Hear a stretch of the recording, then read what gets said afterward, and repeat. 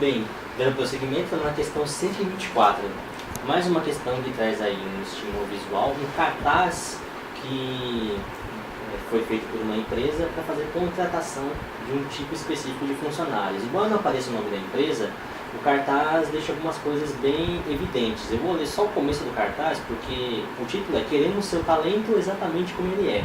E o comecinho dele fala, você já foi chamado de nerd? Já passou um bom tempo pensando em coisas que a maior parte de seus amigos nem sabia que existia? É louco por novidades tecnológicas? Está entre os melhores alunos das melhores faculdades? Depois de uma descrição lá da procura da vaga de emprego. O Enem pergunta, para atingir o objetivo de recrutar talentos, esse texto publicitário faz o quê? Então, além desse texto, tem uma foto de um rapaz sentado, embaixo de uns desenhos meio tecnológicos. Enfim, a pergunta, por exemplo, a alternativa A, que não é uma alternativa ideal, ele fala que a frase queremos seu talento exatamente como ele é, afirma que qualquer pessoa com talento pode fazer parte da equipe. Não é isso que ele está querendo, ele estipula um tipo de pessoa, estipula um perfil.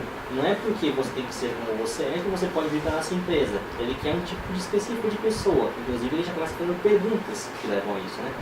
A resposta, a alternativa B, que seria a resposta correta, fala, apresenta como estratégia a formação de um perfil, ou seja, ele faz esse perfil do indivíduo nerd, por meio de perguntas direcionadas, ou seja, perguntando, você é nerd? Você fica pensando na vida desse jeito? E o que dinamiza a interação texto-leitor. Por quê? Porque geralmente uma pergunta, se é uma pergunta, você fica com uma tendência a responder isso pelo anúncio. Não sou assim, sou assim. Bem, seria a resposta B. A alternativa C, que não serve também, fala, utiliza a descrição da empresa. Bem, em nenhum momento é descrita a empresa. Resposta já descartada aqui. Ele usa estereótipo negativo de uma figura conhecida, o nerd. Não, essa empresa interessa ter nerds na empresa. Ou seja, o estereótipo aqui construído é positivo. E por fim ele fala, recorre a imagens, essa é uma das alternativas que podia pegar o aluno, né? Recorre a imagens tecnológicas ligadas em rede para simbolizar como a tecnologia é interligada.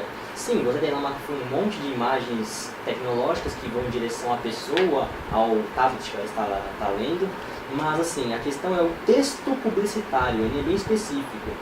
Para atingir o objetivo de recrutar talentos, esse texto publicitário, ou seja, o foco é no textual, as estratégias discursivas textuais que foram usadas pelo anúncio para atingir um público específico. Então, resposta B. Na questão número 125, uma questão aí bastante interessante, que ele fala sobre os blogs. Ele fala que o blog no começo era uma ferramenta usada mais como uma espécie de diário pessoal. Eu ia lá no blog e falava um pouco da minha vida. E com o passar do tempo, o blog foi virando um local de colocação de ideias, de uma relação de troca de ideias, onde eu escrevi um texto sobre um determinado assunto e pessoas com interesse comum relacionado a esse assunto buscavam esse meu blog para debater, perguntar, responder, dar suas opiniões. Ou seja, o blog como um espaço aberto a todos e não apenas a pessoas que detinham conhecimento técnico, mas para qualquer um poder falar o que pensa a respeito de determinado assunto. E, de acordo com o texto, o blog ultrapassou sua função inicial. O texto fala que o blog era diário pessoal e passou a local de discussão de ideias. E vem se destacando como o quê? É isso que eu nem quer saber, como o blog vem se destacando. Aí a alternativa A dizia, vem se destacando como estratégia para estimular relações de amizade. Pode até acontecer, mas não é isso. O blog, conforme o texto, é um local para discussão de ideias. Possivelmente forme-se mais inimigos do que amigos. A alternativa B diz, espaço para exposição de opiniões e circulação de ideias. Resposta B. Essa seria a correta. As outras alternativas que não servem aí seriam também dizendo que ele é um gênero discursivo substituto dos tradicionais diários pessoais. Não é isso. Está dizendo que isso, a ideia, inclusive a ideia de diário, do blog enquanto diário, já se ficou para trás. A alternativa D, ferramenta para aperfeiçoamento da comunicação virtual escrita. Não é nada disso. Não, esquece. A letra E diz, recurso para incentivar a ajuda mútua e a divulgação da rotina diária. Não, estaria dentro do campo ainda do diário pessoal e não é isso que o texto aponta. O texto aponta esse afastamento já no campo do diário. Ok? Depois a gente tem a questão 126, que é um poema do Manuel Bandeira, né? É uma coisa boa, né? Mais Se um. ler no meio da prova, mais um poema do Manuel Bandeira, mas não é um poema tão conhecido como Costumam Cair, né? É o poema Cameloso. E aí é uma pergunta bastante simples. Só lendo o poema dava para responder essa questão. Quem tem uma proximidade com a obra do Manuel Bandeira, ainda mais, né? O Bandeira é um dos poetas centrais do modernismo, especialmente da primeira fase do modernismo. Então era uma questão fácil, né? Era uma questão bastante fácil. A pergunta é: o poema de Manuel Bandeira exemplifica essa tendência, né? Uma tendência do modernismo, e alcança expressividade por quê? E aí a gente tem a alternativa C como resposta correta, né? Traduz em linguagem lírica um mosaico de elementos de significação corriqueira. Então a gente tem essa questão do Manuel Bandeira e essa ligação com o cotidiano, né? Com as coisas mais simples, com as coisas mais corriqueiras de fato. Linguagem lírica porque é um poema, né? Se fosse um poema seria linguagem lírica. Um mosaico de elementos porque a gente tem uma sequência de imagens, né, de acontecimentos, que são fragmentos, mas que compõem um todo, né? Então seria de fato um mosaico, né? E aí a gente tem a resposta C como correta. É uma questão bastante simpática para o candidato. Depois a gente tem uma questão que traz um texto do Memórias Póstumas, né, de Brás Cubas, do Machado, e é um excerto que, para variar, traz a questão da ironia do autor. A ironia do Machado, assim, que é uma coisa que ninguém nunca ouviu falar e tal, né?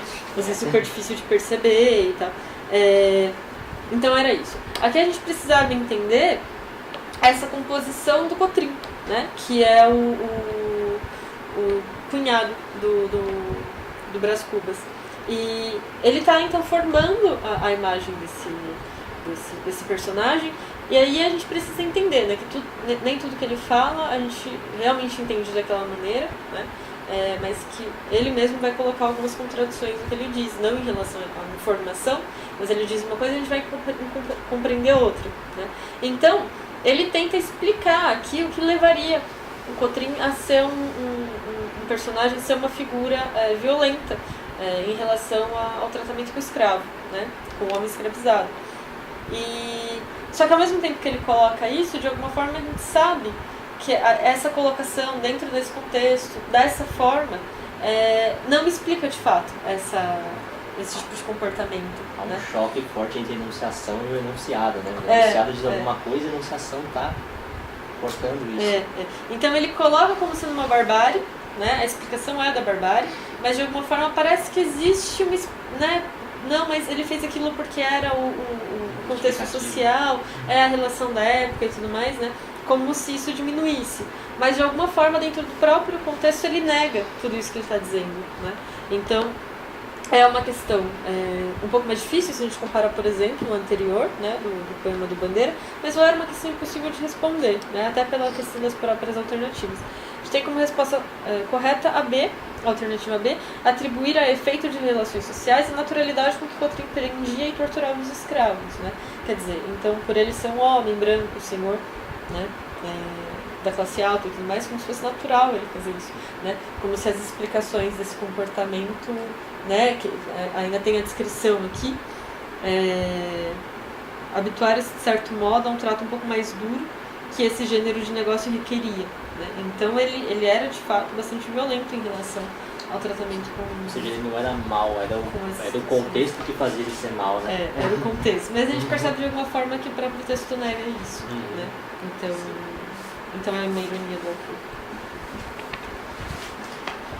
Dando sequência, nós temos a questão 128, que é uma questão que traz dois textos. Um texto que traz meio aí é quase como se fosse um pedaço de dicionário que afirma o que é o ditado popular. Ele fala, o ditado popular é uma frase sentenciosa, concisa, de verdade comprovada e tal, explica para a pessoa que está lendo o que é o ditado popular. Então é um negócio que contém uma norma de conduta, um ensinamento, enfim. No texto 2, ele pega um pedaço de um texto literário, onde nós percebemos ali nesse pedacinho que nós temos duas personagens, duas mulheres, uma está com algum problema sério, seja lá qual for esse problema, e a outra pede para que ela vá dormir, e a outra vai rezar por ela. Durante a reza dessa mulher, ela fala que ela começa a soltar certos ditados populares que parecem, digamos assim, ratificar essa questão de Deus aí, dos problemas da minha vida e que eles podem ser solucionados. Por exemplo, Deus escreve certo por linhas tortas. O que for soará, casamento imortal é você Itália. é uma questão bastante interessante, porque o que o Enem vai perguntar é: o que o texto 1 diz que é um ditado popular, eu percebo em 2? Então, assim, a resposta que seria ideal aqui seria a resposta B, né? A personagem que se chama Prima Constança, ela começa a repetir esses ditados populares porque ela aceita os como verdade absoluta. Ou seja, a reza dela, enquanto ela diz que Deus escreve certo por linhas tortas, ela aceita isso como verdade e provavelmente a situação da amiga dela mudará. E bate certinho com o texto 1 lá, que diz que ditado popular é uma frase sentenciosa, concisa, de verdade comprovada.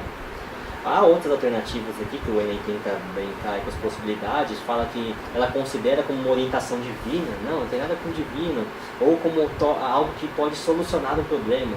Não, o ditado popular não tem como característica a absolvição, pode ser uma conformação, que nem é o caso dela aqui, ela está se conformando com os ditados populares. O que tiver de ser será, e assim por diante. Então, resposta B, aceita-os como verdade absoluta, batendo ali o texto 2 para o texto 1.